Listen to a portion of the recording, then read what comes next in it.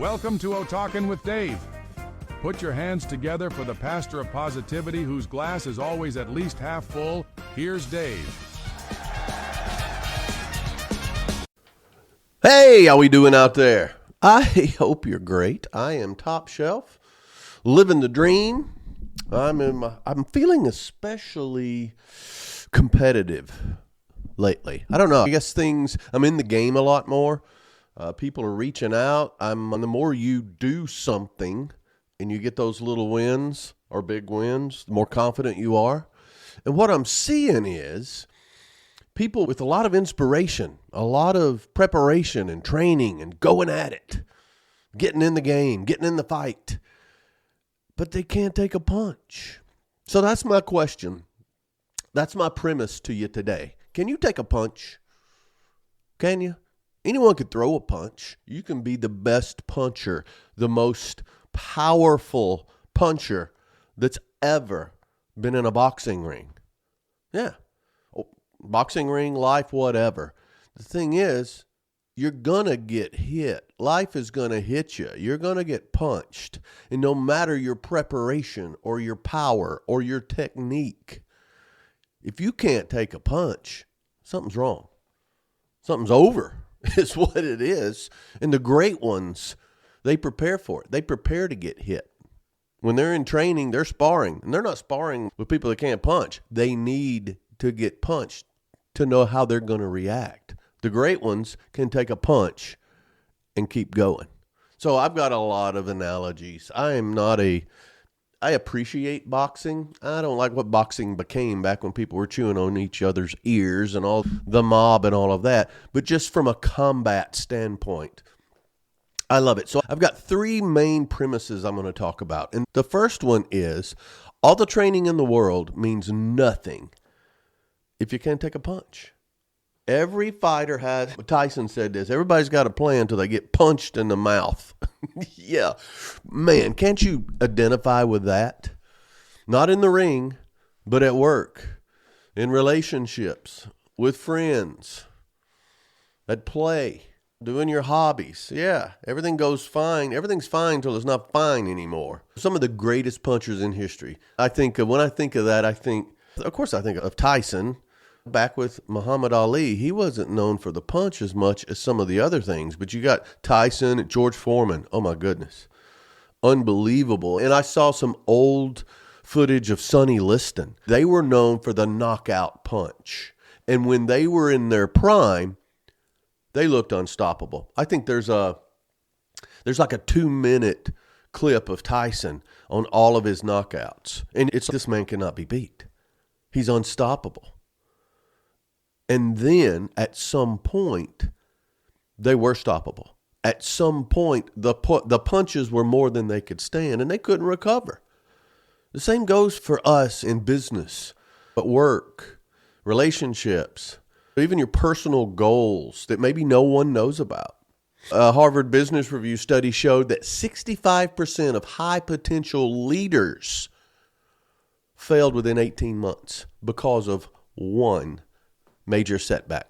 These are high potential, best of the best. 65% of them failed because of one punch.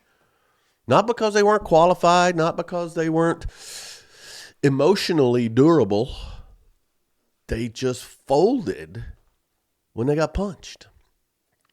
Preparation, education, experience. If all of it is gone with one good hit, you have no confidence. So you have to prepare for it. Some of the smartest startup founders often crumbled after their first product flopped or their first idea.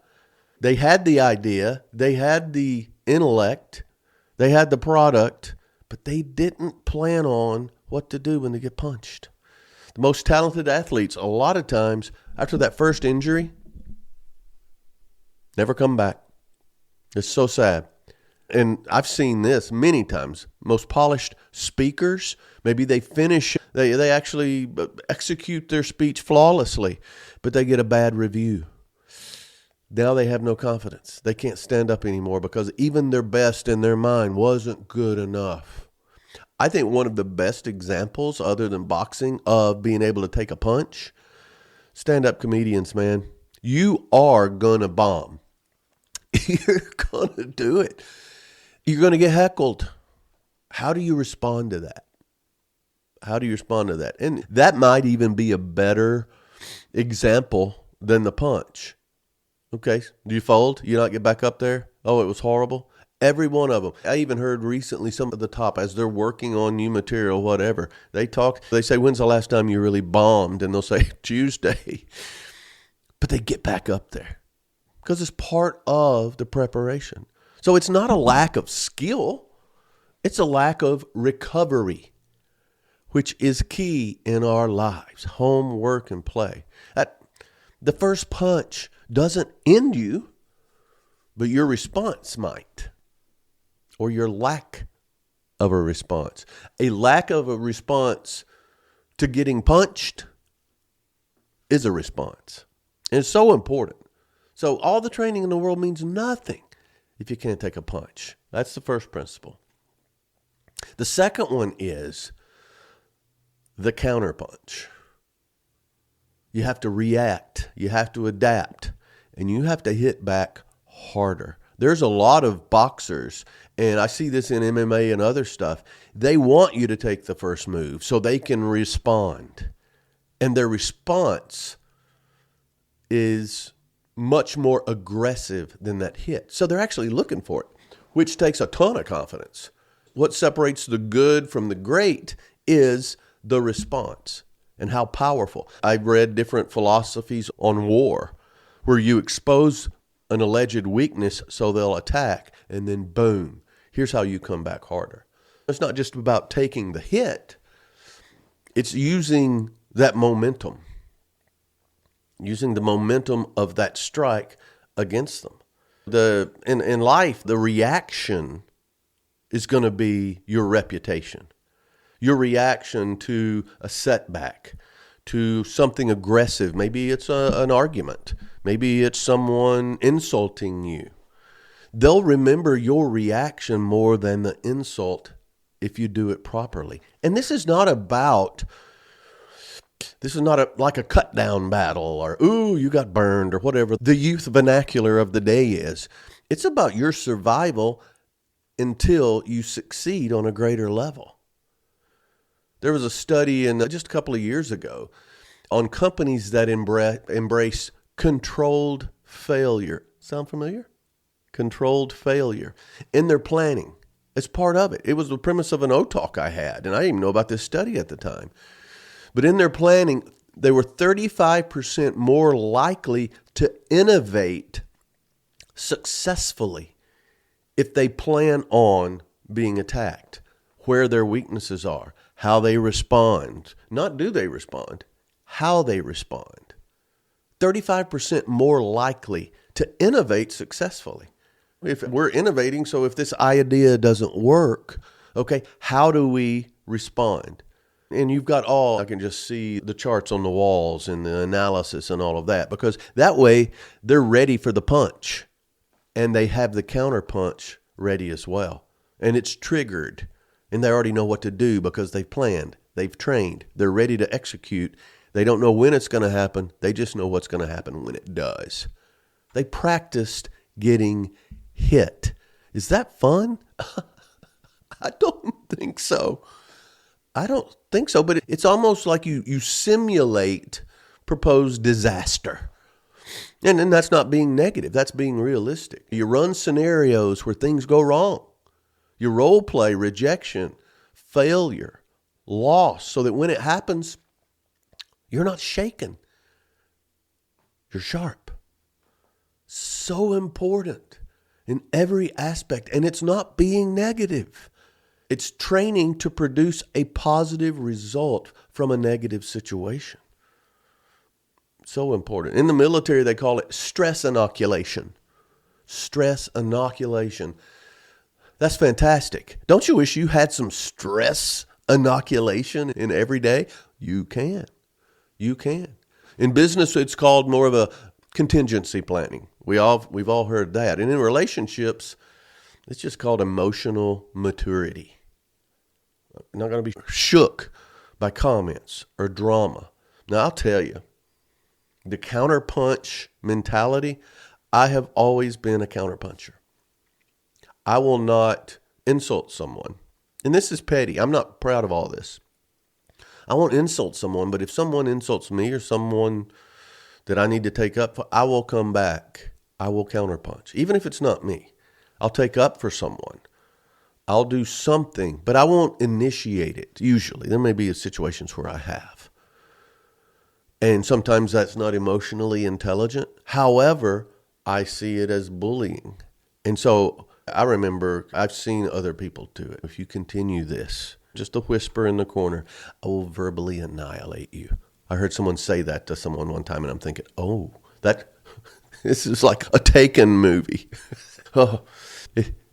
I believed them, and I wasn't even involved in that.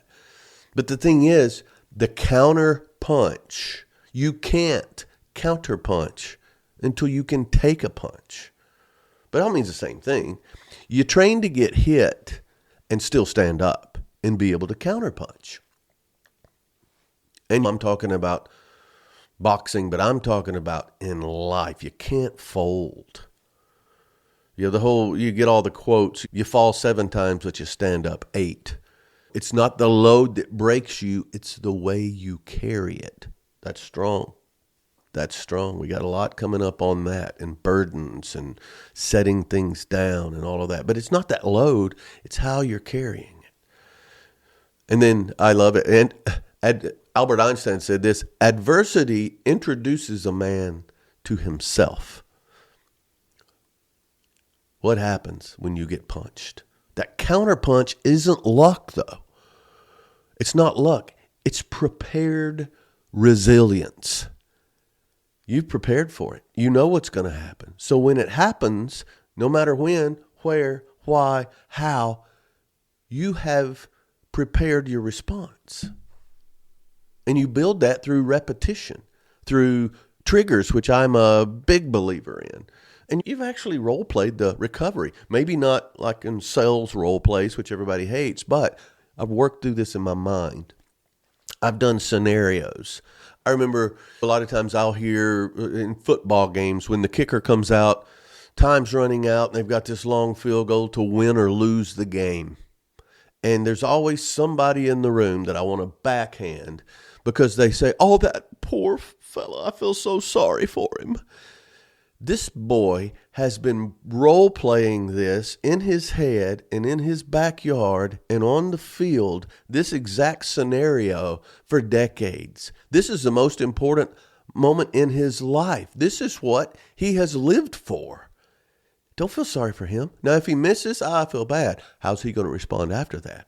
But you build it through repetition, through triggers, through training, through preparation, and through planned recovery. It's so important, the counterpunch. And so if you know how to take that hit, you can own any ring you step into. You can. So now here's the one where I think some of you are going to think, Dave, you're talking out of both sides of your mouth. I'm going to take a sip of Mountain Dew. They're not a sponsor, but they could be. And then we'll talk about number 3. Number 3, stop overplanning and trust the work. It's the freestyle. All right, and this is the both sides of my mouth part. What do I preach?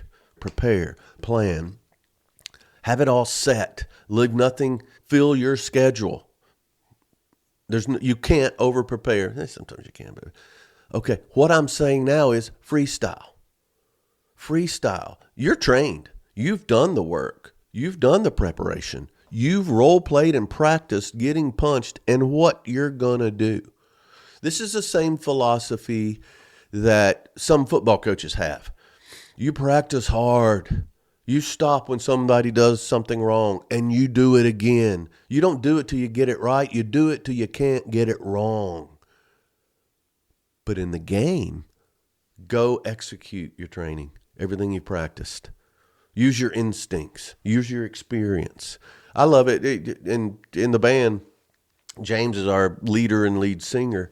And during practice, we'll stop and start a bunch until the point where you hate that song now. However, when we're playing, we don't sweat the small stuff. We practice hard to have a good time when we're playing. And you never know what's going to happen. You never know who's going to get pulled on stage. You never know who's going to jump off stage. You don't know. But that's what you work so hard for. So that's what I'm saying with step 3. Freestyling. Stop overplanning every detail, because then when something goes wrong, it's trust the work. Trust the practice. Trust the training.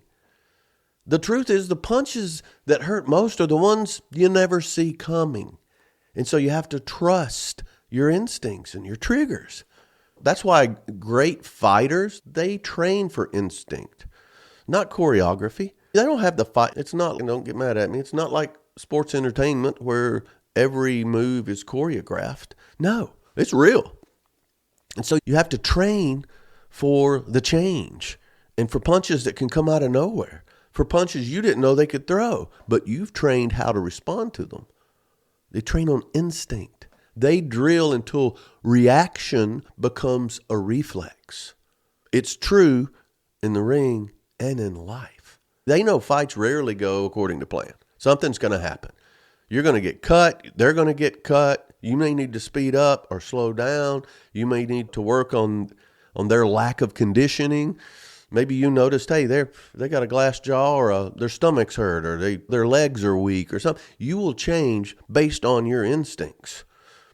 Now in life, the same thing happens. And this is not about this. As I'm hearing myself, this sounds brutal. No, this is not to hurt someone. This is to succeed. If there is, in negotiations, if you've got leverage, you need to use it.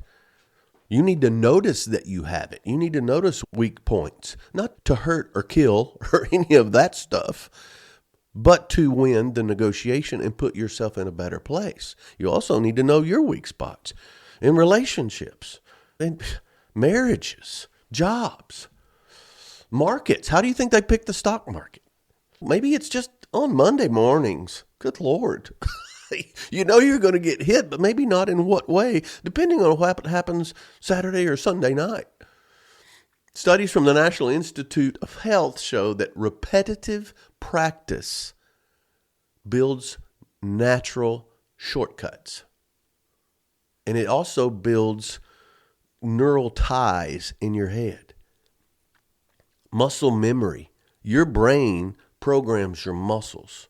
And that allows them to happen faster, more confident when you're under stress. Not what you do under stress, it's what you did before it happened. It's a neurological, whoa, that's a lot of syllables, neurological response by your muscles, your physical response, because you practiced it. You were ready for it. And it was an automatic response. You didn't have to think about it. You didn't have to plan it. You did have to prepare, but then you've got to trust it. The muscle memory is built in. It's like riding a bicycle. That's muscle memory. You see the video of the guy who set the bicycle to where the back wheel pivoted, and he failed for goodness many days. And what he had to do, he had to turn off his mind, because his whole life had been programmed. Here's how you ride a bicycle. And once he did, he could ride it with the back wheel pivoting. It's on YouTube. You should look it up. You know what happened though? His brain reprogrammed to the back wheel pivoting, and he tried to ride a normal bicycle. Couldn't do it. That's how strong your mind is. You can train it. You can prepare. But when you're in the throes of the battle or the situation, sometimes you just have to trust your instincts and let it take over. That's why preparation is important. And then it's time to trust it. Don't overthink it. Yeah. The key is work hard in practice, but enjoy the game. Work hard planning the vacation, but enjoy the vacation.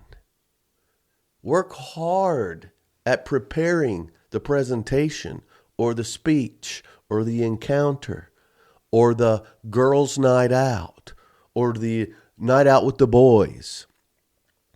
Be ready and be excited and be enthusiastic, but enjoy it. And there's going to be punches at all those things. There's going to be egos. There's going to be drama. There's going to be jealousy. There's going to be one-upmanship. Yeah. Knock those punches away and decide how hard you punch back. Sometimes you're preparing for things you know are going to happen. You just don't know when. A lot of times by whom. Sometimes you can be betrayed and you don't know that. But you're prepared for it anyway. So much so, when it happens, you just naturally go. Tennis drilling. I remember we used to drill constantly to the point to where instinct took over. We did. My arm would just go out for a volley. Yeah.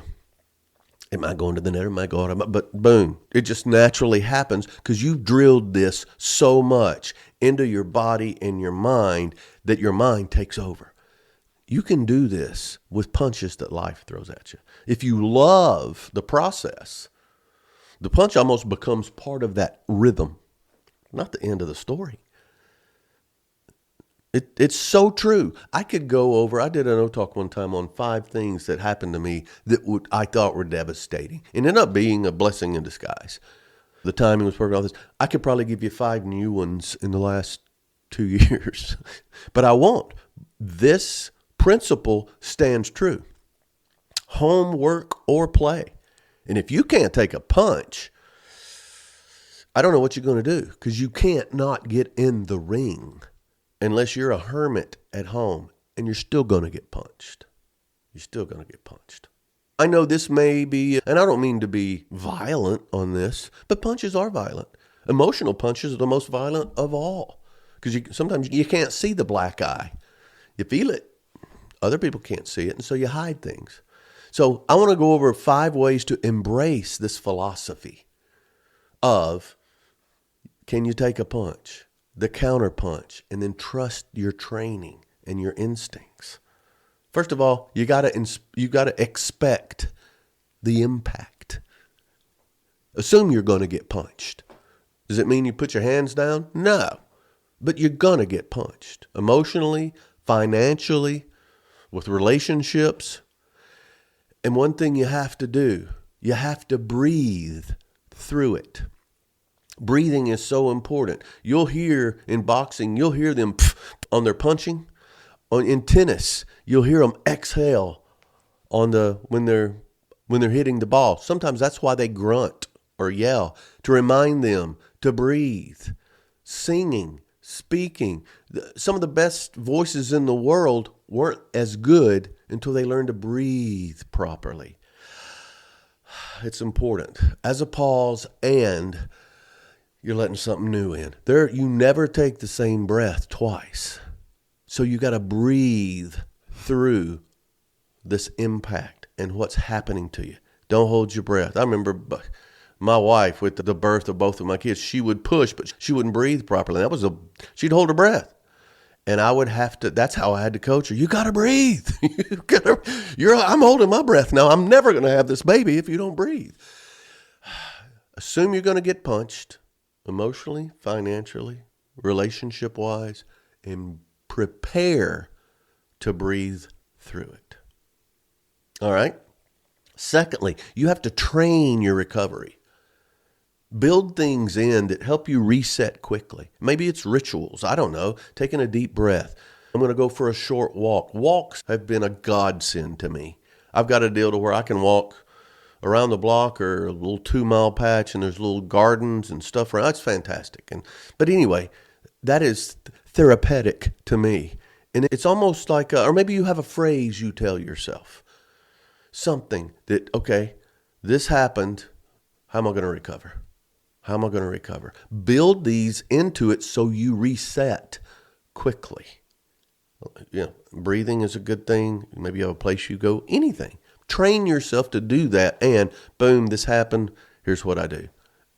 Most powerful thing is probably a pause and a good deep breath, because maybe you don't have time to go for a walk. Yeah. So train recovery. Here's a tough one. Practice chaos.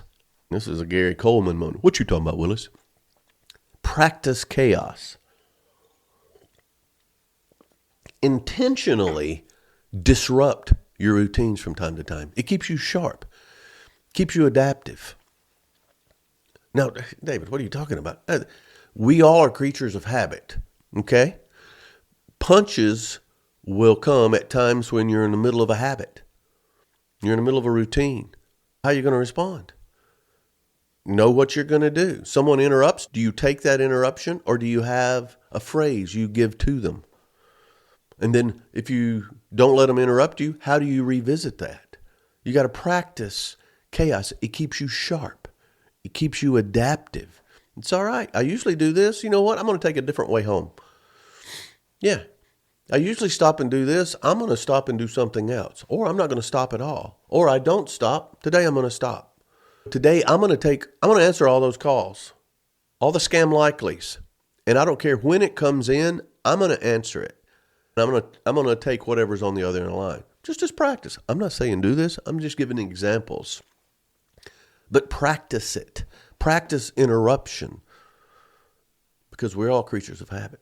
It keeps you sharp, keeps you adaptive. Also, counter with creativity. This is fun when you do it. You can do this with telemarketers and there's no consequence. Oh, if I'm in a good mood and a telemarketer calls, I wish I could record it. Somebody is somewhere. But what you can do is you can turn criticism or a setback or a failure, and I use humor, you can turn it into something useful or something funny. Most of the time, I don't get a lot of criticism to my face. I don't get a lot of insults to my face, partially because I told you I'm a counterpuncher, and I will try to verbally annihilate you if you cut too deep or somebody that I love.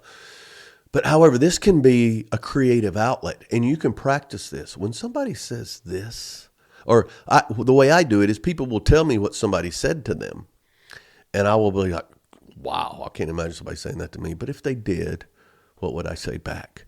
And I love it because, and I'll say, you should have said this. And they'll go, oh, why didn't I think of that? Think of it ahead of time. People are creatures of habit, and they say and do and act the same way over and over. Like Seinfeld, George in the jerk store. Remember that? He had that practice. He didn't execute it too well.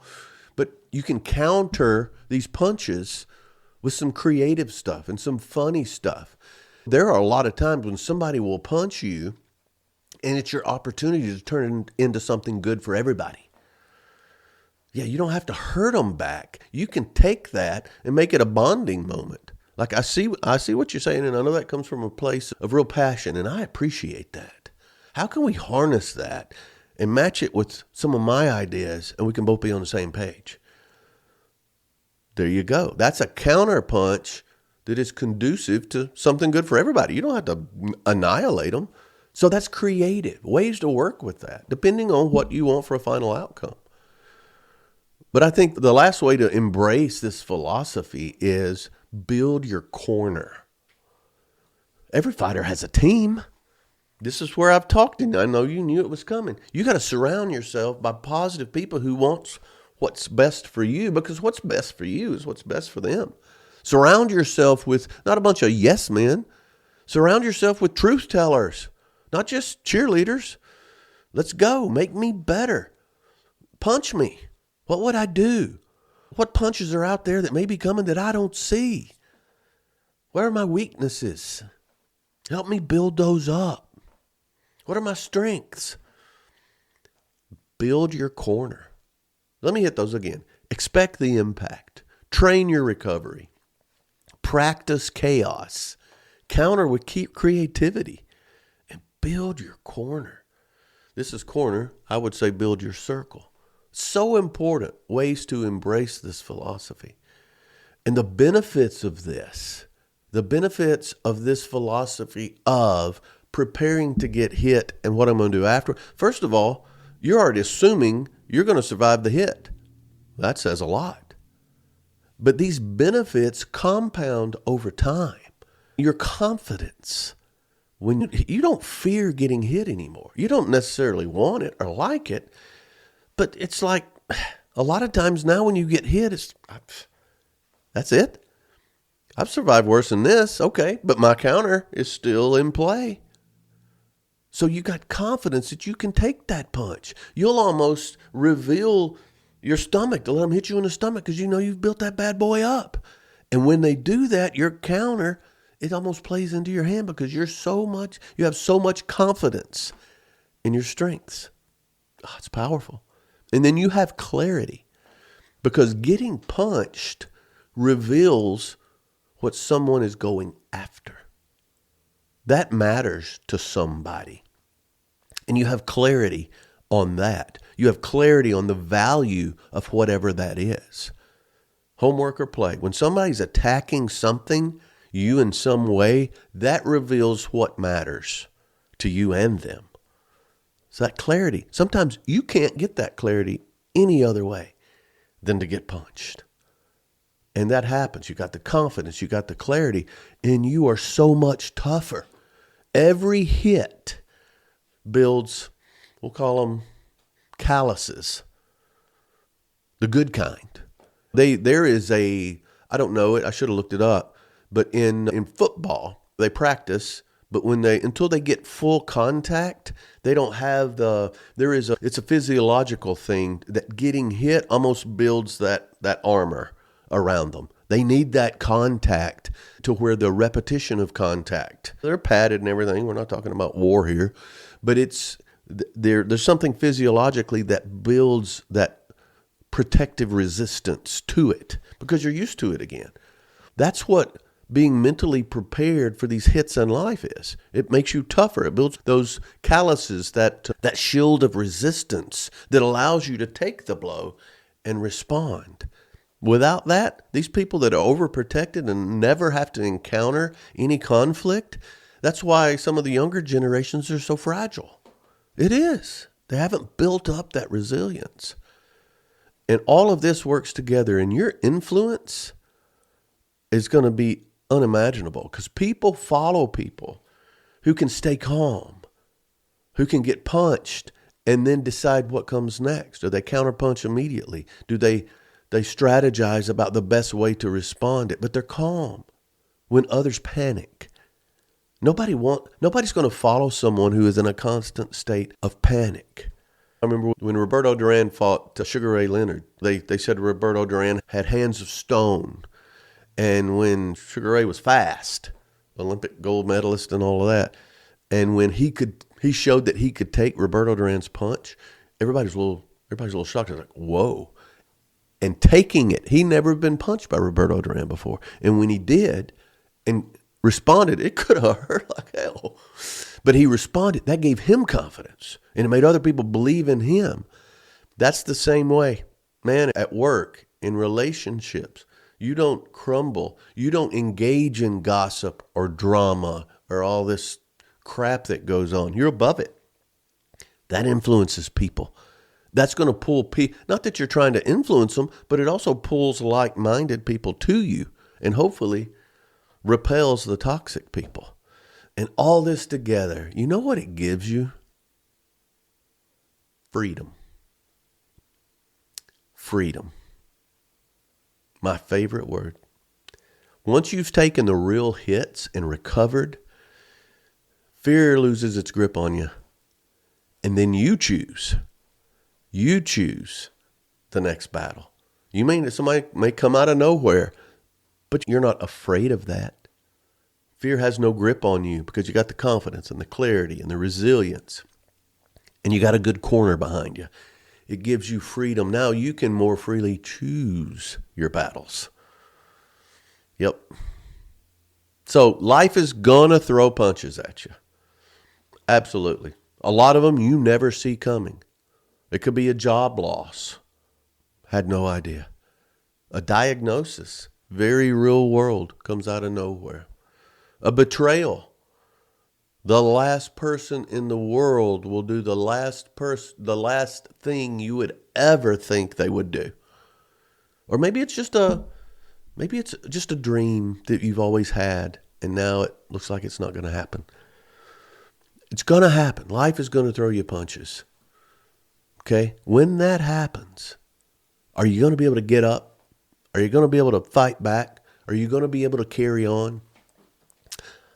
You can. You got to trust your training. Your scars are lessons and wounds that have healed. A scar, it shows a wound that has healed. It's also a lesson. And then trust those instincts. You got to breathe. And then you got to square up and decide, okay, where am I going to go? I'm going to move forward. What's the next steps? Then you plan it again. But you don't waste pain, training, scars, and trust your instincts. Every instinct is a lesson.